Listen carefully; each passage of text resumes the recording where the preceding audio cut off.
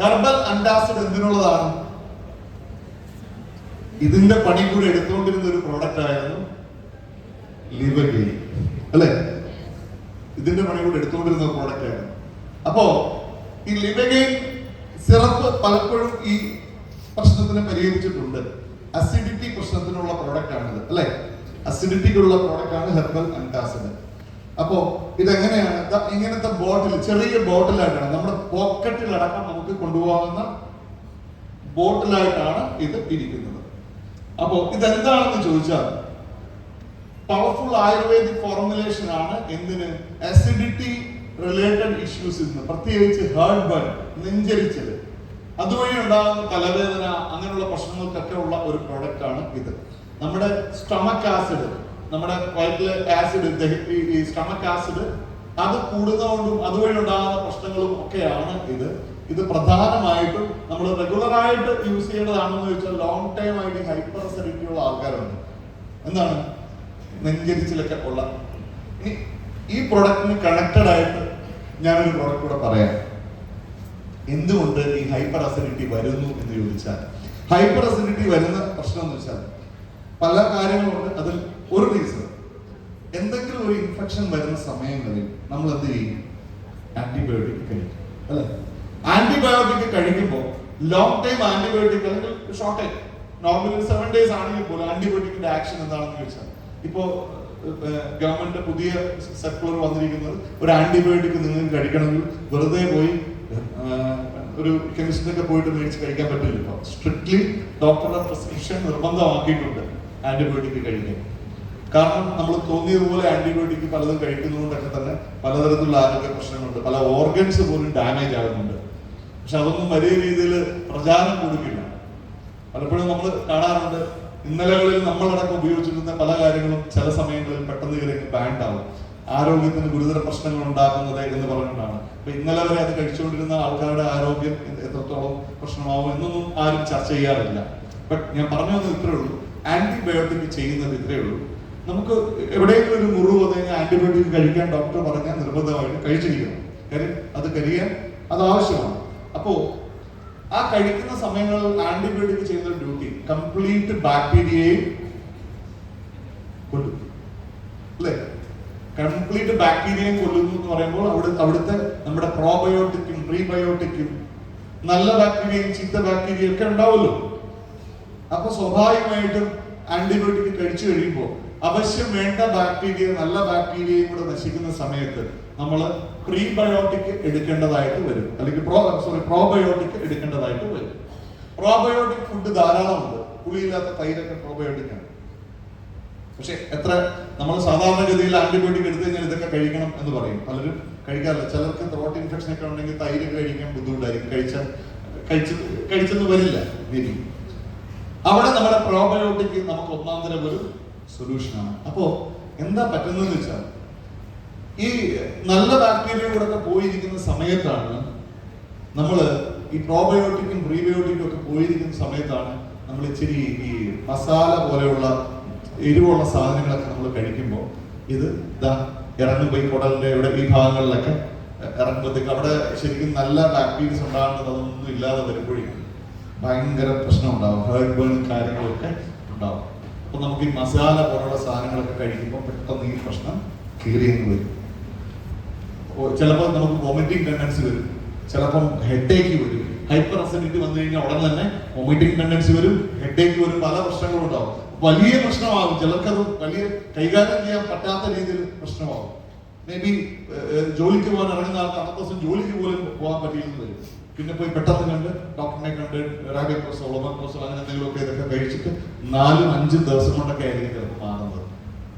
അപ്പോൾ നമ്മുടെ അന്നത്തെ ജോലി ഉൾപ്പെടെ തടസ്സപ്പെടുത്താവുന്ന, മേ ബി ഒരു പ്രധാനപ്പെട്ട ഒരു വിവാഹമോ അതുപോലെ ചടങ്ങൊക്കെ ഉള്ള ദിവസമാണെങ്കിൽ അതുപോലും താറുമാറാക്കാൻ പറ്റുന്ന ഒരു കാര്യമാണ് ഈ ഹൈപ്പർ അസിഡിറ്റി പ്രശ്നം. ഇത് സ്ഥിരമായ ഹൈപ്പർ അസിഡിറ്റി പ്രശ്നമുള്ള ആൾക്കാരുമുണ്ട്. അതൊക്കെ വളരെ ഈസി ആയിട്ട് അവർക്ക് മാനേജ് ചെയ്യാവുന്നതേ ഉള്ളൂ. എങ്ങനെയാണ്? ചില കാര്യങ്ങൾ മനസ്സിലാക്കി, നമ്മുടെ ശരീരം എങ്ങനെ പോകുന്നു എന്നുള്ളത് മനസ്സിലാക്കി നമ്മൾ അതിനെ ഒന്ന് അലൈൻ ചെയ്താൽ മതി. അപ്പോൾ എന്തെങ്കിലും കാര്യത്തിൽ നമ്മൾ ആന്റിബയോട്ടിക് ഒക്കെ എടുത്താൽ നിർബന്ധമായിട്ടും പ്രോബയോട്ടിക് കൂടെ അത് കഴിച്ചു കഴിയുമ്പോൾ അതിന്റെ കോഴ്സ് തീർന്നു കഴിയുമ്പോൾ, അല്ല അതിന്റെ കൂട്ടത്തിലോ അതിന്റെ കോഴ്സ് തീർന്നു കഴിയുമ്പോഴാണെങ്കിലും മതി. സാധാരണഗതിയിൽ ഡോക്ടർ അഡ്വൈസ് ചെയ്യുന്ന അതിന്റെ കൂടുതൽ നമ്മൾ വേറെ മിക്സ് ചെയ്ത് ഒരു കൺഫ്യൂഷൻ ഉണ്ടാക്കണ്ട. നമ്മുടെ ആന്റിബയോട്ടിക്കിന്റെ കോഴ്സ് കാര്യങ്ങൾ കഴിഞ്ഞാൽ പ്രോബയോട്ടിക് എടുക്കുക. അതോടൊപ്പം നമ്മൾ ഈ പറഞ്ഞ പ്രോബയോട്ടിക് എടുക്കുകയാണെങ്കിൽ നല്ല ആസിഡിറ്റി പ്രശ്നമുള്ള ഒരാൾക്ക് വളരെ പെട്ടെന്ന് ഇത് റിസൾട്ട് കിട്ടും. അപ്പോൾ നമ്മുടെ ഈ പ്രോഡക്റ്റ് കൂടെ അതിന്റെ കൂട്ടത്തിൽ ഹാർട്ട് ബേൺ ഉള്ള ആൾക്കാർക്ക് യൂസ് ചെയ്യാം. ഹെർബൽ ആന്റാസിഡ് യൂസ് ചെയ്യാം. അവിപത്തി ചൂർണം, ഐ തിങ്ക് അതാണെന്ന് തോന്നുന്നു. അവിപത്തി ചൂർണമാണ് ഇതിനകത്ത് മെയിൻ. ആയുർവേദത്തിലെ വളരെ വളരെ പ്രധാനപ്പെട്ട ഒരു മെഡിസിൻ ആണ് ഈ അവിപത്തി ചൂർണം. അവിപത്തി ചൂർണമാണ് നമ്മുടെ ഈ പ്രോഡക്റ്റിൽ മെയിൻ ആയിട്ടും ഹെർബൽ ആന്റാസിഡിലെ പ്രധാനപ്പെട്ട ഒരു ഔഷധം എന്നതാണ് എനിക്കൊന്ന് ഡോക്ടർ DB നാരായണൻ അങ്ങനെ പറഞ്ഞതായിട്ടാണ് ഞാൻ ഓർക്കുന്നത്. യെസ്, അത് തന്നെയാണ്. അപ്പോൾ അവിപത്തി ചൂർണം ഇന്നലെ ഒന്നുമല്ല, പരമ്പരാഗത കാലം തൊട്ടേ യൂസ് ചെയ്യുന്ന ഹൈപ്പർ അസിഡിറ്റിക് ഉള്ള ഒരു ആയുർവേദ ഔഷധമാണ് അവിപത്തി ചൂർണം. അതോടൊപ്പം ലേറ്റസ്റ്റ് ടെക്നോളജിയിലാണ് ബാക്കി നമ്മുടെ ഇൻഗ്രീഡിയന്റും കൂടെ ആഡ് ചെയ്ത് ആണ് അത് വന്നിരിക്കുന്നത്. അപ്പോൾ ആ പ്രോഡക്റ്റിന്റെ കാര്യങ്ങൾ അതെന്താണ് അതിന്റെ ആക്ഷൻ. സ്റ്റൊമക് ആസിഡ്സ് കൂടുന്ന സമയത്ത് ഹൈപ്പർ അസിഡിറ്റി വരുമ്പോൾ അതിനെ ന്യൂട്രലൈസ് ചെയ്യുന്നു എന്നുള്ളതാണ് പ്രധാനപ്പെട്ട സാധാരണ ആന്റാസിഡുകൾ ചെയ്യുന്ന ഒരു ജോലി. അപ്പോൾ പക്ഷേ ഈ എക്സസ് ആസിഡ് പ്രൊഡക്ഷൻ വരുന്ന സമയത്ത് അതിനെ കറക്റ്റ് ചെയ്യാനായിട്ടുള്ള ഡ്യൂട്ടികളൊന്നും നോർമൽ ആന്റാസിഡുകൾ ചെയ്യാറില്ല. ഈ സാധാരണ മാർക്കറ്റിൽ ലഭ്യമായ പല ആന്റാസിഡുകളും ഹാബിറ്റ് ഫോമിംഗ് ആണ്, ശീലം ഉളവാക്കുന്നതാണ്. നിരന്തരമായി കഴിച്ചാൽ മാത്രമേ ആ പ്രശ്നം അറസ്റ്റ് ചെയ്യുന്നുള്ളൂ. അത് തീർന്നു കുറച്ച് വീണ്ടും ഇതേ പ്രശ്നങ്ങൾ വരാൻ കാരണമാകും. ബട്ട് നമ്മുടെ ഹെർബൽ ആന്റാസിഡിന്റെ പ്രശ്നം എന്ന് വെച്ചാൽ അതിന്റെ പ്രത്യേകത എന്താണെന്ന് വെച്ചാൽ എന്താണോ ആ ഹൈപ്പർ അസിഡിറ്റിക്ക് കാരണമാകുന്ന ആ ഒരു റീസൺ അതിനെ കൂടെ കറക്റ്റ് ചെയ്യാൻ സഹായിക്കുന്നു. റീസൺ ഞാൻ പറഞ്ഞു, സാധാരണഗതിയിൽ മിക്കവാറും സംഭവിക്കുന്ന റീസൺ നമ്മുടെ ശരീരത്തെ പ്രോപ്പർ ഭക്ഷണ രീതിയുടെ പ്രശ്നം കൊണ്ടും ഒക്കെ നമ്മുടെ ശരീരത്തെ പ്രോബയോട്ടിക്കും പ്രീബയോട്ടിക്കും ഒക്കെ ഇല്ലാതെ വരുമ്പോൾ വളരെ നേർത്ത ആ ഭാഗമാണ് നമ്മുടെ കുടലിലേക്കുള്ള നേർത്ത ഭാഗത്തൂടെ നമ്മൾ കഴിക്കുന്ന പല ഭക്ഷണങ്ങളും അസിഡിറ്റി പ്രശ്നങ്ങളും മസാലകളുടെ പ്രശ്നങ്ങളും ഒക്കെ ഒരുപാട് കോംപ്ലിക്കേഷൻ സൃഷ്ടിക്കുന്നത് കൊണ്ട് തന്നെയാണ് മിക്കവാറും സമയങ്ങളിൽ ഹൈപ്പർ അസിഡിറ്റി പ്രശ്നങ്ങൾ ഉണ്ടാകുന്നത്. സോ നമുക്ക് കോമ്പിനേഷൻ ആയിട്ട് നമ്മുടെ പ്രോബയോട്ടിക്കിന്റെ കൂടെ നമുക്ക് വേണമെങ്കിൽ ഹെർബൽ ആന്റാസിഡ് കൊടുക്കാം. ഇനി ഇതൊന്നുമല്ല, നമുക്ക് ഹൈപ്പർ അസിഡിറ്റി ഇല്ലെങ്കിൽ പോലും ആന്റിബയോട്ടിക് കഴിച്ചു കഴിഞ്ഞാൽ പ്രോബയോട്ടിക് ടാബ്ലറ്റ് കൂടെ കഴിച്ചോണം. അങ്ങനെയാണെങ്കിൽ ഇത് ഉപയോഗിക്കേണ്ടി വരുമോ വരത്തില്ലയോ? വരില്ല. കോഴിക്കോട്ടുകാരുടെ പ്രതികരണ ശേഷി താഴോട്ട് പോയിക്കൊണ്ടിരിക്കുന്നു. അപ്പോ ഈ പ്രോഡക്റ്റ് ഓക്കെ ആയല്ലോ. എങ്ങനെയാണ് കഴിക്കേണ്ടത്? ഇതിലെ പ്രധാനപ്പെട്ട ഇൻഗ്രീഡിയന്റ് ചുക്ക്, ഡ്രൈ ജിഞ്ചർ, ചുക്ക്, അമാൽക്കി, നിശോദ്, നാഗമുത്ത, വിദംഗ്, ഹരീതകി, ബഹേദ, കാർഡമം. ഡ്രൈ ജിഞ്ചർ എന്താണ്? ആന്റി ഇൻഫ്ലമേറ്ററി പ്രോപ്പർട്ടിയാണ്. സ്റ്റൊമക് ആസിഡ്സിനെ ന്യൂട്രലൈസ് ചെയ്യുന്നു. അമാലക്കി ആന്റി ഓക്സിഡന്റ് ആണ്, ഇമ്മ്യൂണോ മോഡുലേറ്ററി ആണ്. അങ്ങനെ ഒരു കോൺസ്റ്റിപ്പേഷൻ മാനേജ് ചെയ്യുന്നു. നിശോദ് കേട്ടിട്ടില്ലേ? എവിടെ കേട്ടിരിക്കുന്നു? പറയോ? ഈ നിശോദനെ അറിയുമോ? പ്രമോദിനെ അറിയും അല്ലേ? നിശോദനെ അറിയില്ല. ഈ നിശോദല്ലേ കുറെ മുമ്പ് നമ്മുടെ പൈൽസിന്റെ പ്രൊഡക്റ്റ് പറഞ്ഞപ്പോ, അതുപോലെ നമ്മുടെ കോൺസ്റ്റിപ്പേഷന്റെ പ്രൊഡക്റ്റ് പറഞ്ഞപ്പോ അതിലൊക്കെ ഉണ്ടായിരുന്ന നിശോദ് തന്നെയാണോ ഈ നിശോദ്? യെസ്. അപ്പോ പിന്നെന്താ? നാഗർമുത്ത, സപ്പോർട്ട് ഹെൽത്തി ഡൈജസ്റ്റീവ് സിസ്റ്റം. നാഗർമുത്ത നമ്മളുടെ മറ്റേ പ്രൊഡക്റ്റിലും ഉണ്ട്. വിദംഗ് അനാൽജസിക് ആണ്, ആന്റിപൈററ്റിക് ആണ്, ആന്റി ബാക്ടീരിയൽ ആണ്, ആന്റി ഹെൽമിനിറ്റിക് പ്രോപ്പർട്ടീസ് ആണ്. അതെല്ലാം മെഡിക്കൽ ടേംസ് ആണ്. അതൊക്കെ ഡീറ്റെയിൽ ആയിട്ട് വേണമെങ്കിൽ പറയാം. ഹരീതകി, വിദഗ്ധിന്റെ പ്രധാനപ്പെട്ട ഒരു പ്രത്യേകത എന്താണെന്ന് വേണമെങ്കിൽ പറയാം. ബാക്ടീരിയൽ ഇൻഫെക്ഷനെ ചെറുക്കാനും അത് സഹായിക്കുന്നുണ്ട്. അതുപോലെ പ്രോപ്പറായിട്ട് നമ്മുടെ ഈ എന്താ പറയാ വയറ് വേദന ഉണ്ടാകുന്ന പ്രശ്നങ്ങളൊക്കെ ഉണ്ടല്ലോ, പല ഈ ബൗവൽ മൂവ്മെന്റ് കാര്യങ്ങളൊക്കെ കറക്റ്റ് ചെയ്യാനും ഒക്കെ നല്ലതാണ്. ഹരീതകി കോൺസ്റ്റിപ്പേഷനെ മാനേജ് ചെയ്യുന്നു. മറ്റേ പ്രോഡക്റ്റ് ഉണ്ട് ബഹേദ, കോൺസ്റ്റിപ്പേഷനെ മാനേജ് ചെയ്യുന്നു, ഡൈജഷനെ കറക്റ്റ് ചെയ്യുന്നു. കാർഡമം ഓവറോൾ ഡൈജസ്റ്റീവ് കാര്യങ്ങളെ, ദഹന വ്യവസ്ഥയെ കറക്റ്റ് ചെയ്യാനും അതുപോലെ തന്നെ ഗ്യാസ്ട്രിക് ഇറിറ്റേഷനെ, അതിനുള്ള പ്രശ്നങ്ങളെയൊക്കെ കറക്റ്റ് ചെയ്യാനും ഒക്കെ സഹായിക്കുന്നു. അങ്ങനെ പ്രധാനപ്പെട്ട അത്രയും ഇൻഗ്രീഡിയന്റ് അടങ്ങിയിരിക്കുന്നു എന്നുള്ളതാണ് നമ്മുടെ പ്രോഡക്റ്റ്. അപ്പോ ഇവിടെ നമ്മൾ ഇപ്പൊ പറഞ്ഞ പ്രോഡക്റ്റിന്റെ പേരെന്ന് പറഞ്ഞാൽ ഹെർബൽ അന്റാസിഡ്. ഇത് ഇത്രയുള്ള ചെറിയൊരു ബോട്ടിലാണിത്. നമ്മൾ പോകുന്നിടത്തൊക്കെ കൊണ്ടുപോകാം. കാര്യം എന്താ, ഇത് രണ്ട് തരത്തിലുണ്ട്. ഒന്ന് ഇത് അക്യൂട്ടും ഉണ്ട്, ക്രോണിക്കും ഉണ്ട്. അക്യൂട്ട് എന്ന് പറഞ്ഞാൽ പെട്ടെന്ന് ഉള്ള എന്തെങ്കിലും പ്രശ്നം കൊണ്ട് പെട്ടെന്ന് വരുന്ന അസിഡിറ്റി ഉണ്ട്. ഈ ഹൈപ്പർ അസിഡിറ്റി എന്നുള്ളത് ക്രോണിക് ആണ്. അത് ഹൈപ്പർ അസിഡിറ്റി കാരണമാണ് ഞാൻ, അതുകൊണ്ട് എനിക്ക് അത് കഴിക്കാൻ പറ്റത്തില്ല എന്ന് പറയുന്ന ആൾക്കാരുണ്ട്. എനിക്ക് ഈ നാരങ്ങ കഴിക്കാൻ പറ്റത്തില്ല, ഹൈപ്പർ അസിഡിറ്റി പ്രശ്നമാണ് എന്ന് ചിലർ പറയുന്നത് കേട്ടിട്ടുണ്ട്. ഡോക്ടർമാർ പറയും ലെമൺ അതൊന്നും കഴിക്കരുത് എന്ന് പറയും. മനസ്സിലായിരുന്നോ? എനിക്ക് നാരങ്ങ പോലുള്ള അസിഡിറ്റി ആയിട്ടുള്ള കാര്യങ്ങളൊന്നും കഴിക്കാൻ പാടില്ല, ഹൈപ്പർ അസിഡിറ്റി ഉള്ളതുകൊണ്ട് അത് ഒഴിവാക്കാൻ ഡോക്ടർ പറഞ്ഞിട്ടുണ്ട് എന്ന് പറയും. ജന്മത്തിൽ പിന്നെ അവർക്ക് അത് കഴിക്കാം. ഇപ്പൊ നാരങ്ങ കഴിക്കാതിരുന്ന എന്താ കുഴപ്പം?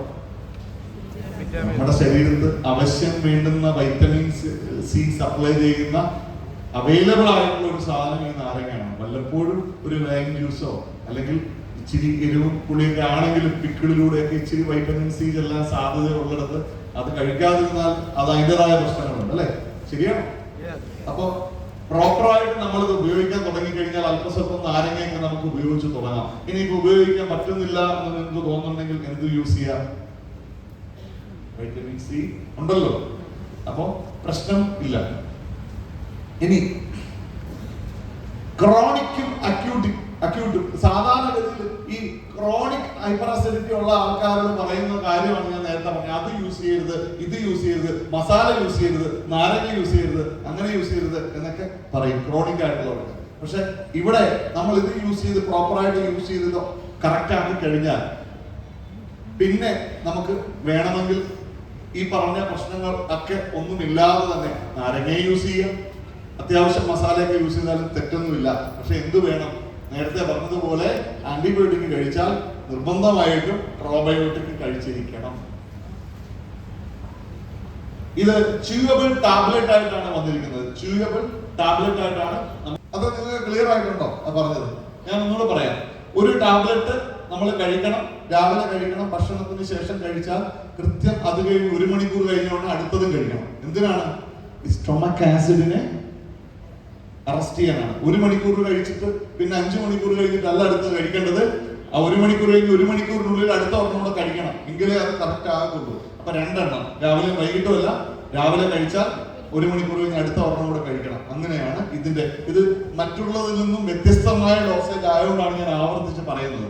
അക്യൂട്ട് അസിഡിറ്റി പെട്ടെന്ന് എന്തെങ്കിലും കാരണം ഉണ്ടായിട്ടുള്ളതാണെങ്കിൽ ഒരു ടാബ്ലറ്റ് കഴിച്ചാൽ മതി.